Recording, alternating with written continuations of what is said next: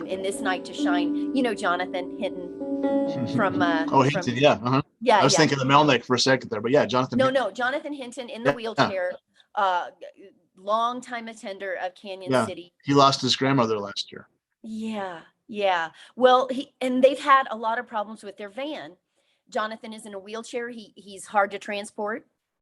He loves Night to Shine.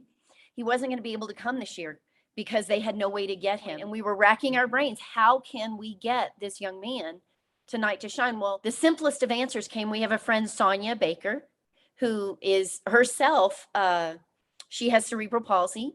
She Mhm. has a modified van. She drives it. She's in a wheelchair, but she can drive the van. Oh, wow.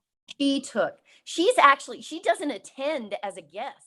She attends as a volunteer every year, and she does a great job. But this year, she gave Jonathan a ride to the prom. And if you could have seen Jonathan and his mom's face, they were so happy. It was just one of those Jesus moments, and you're like, oh my gosh, this is amazing. It was someone with the same disability, or That's not the crazy. same disability, but a disability that was Right. able to step in and save the day. It's tremendously freeing for someone who can't get a transportation to an event, for someone else to give him wings, so to speak. And let's close with the freedom verse on the Holy Spirit. But whenever anyone turns to the Lord, the veil is taken away. Now, the Lord is the Spirit, and where the Spirit of the Lord is, there is freedom. And we all who with unveiled faces contemplate the Lord's glory are being transformed into his image with ever increasing glory, which comes from the Lord, who is the Spirit. It seems like we have a culmination of all these themes that we've been reading about, all kind of piled together in these very compact verses. A revealing of truth, the veil being removed, the Spirit and Jesus being interchangeable, and then this glory. Jesus talked about giving us his glory, and uh, we're contemplating his glory.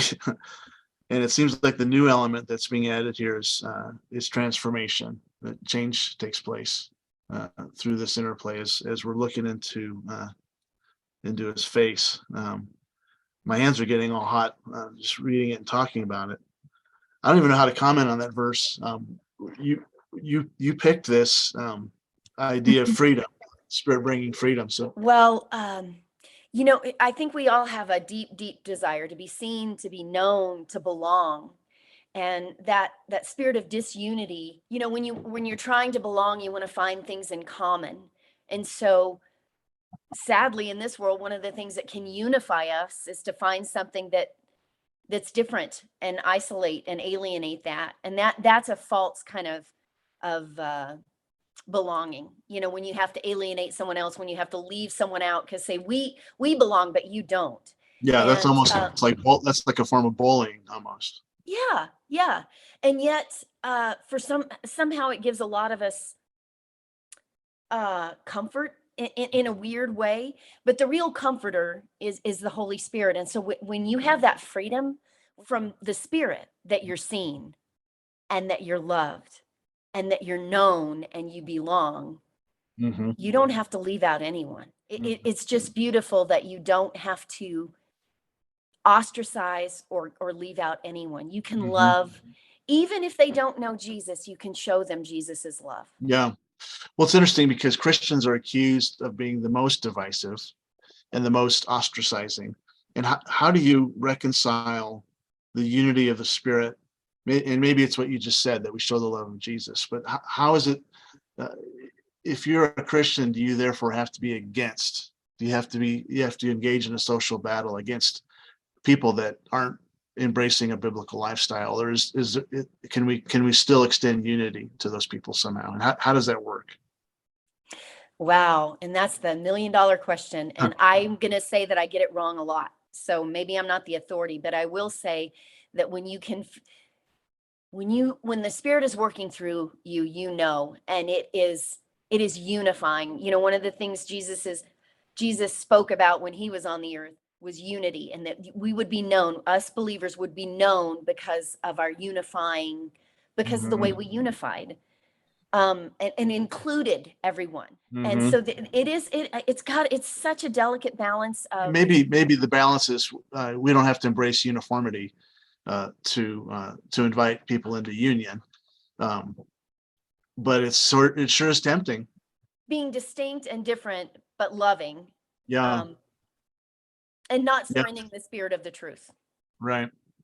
Yeah, to me it feels like we can maintain the Spirit's version of truth, Spirit of truth, and love people and not be responsible for them lining up with our understanding right away.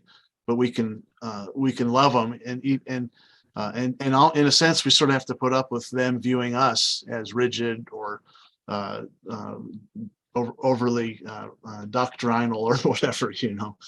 We don't have to be that way.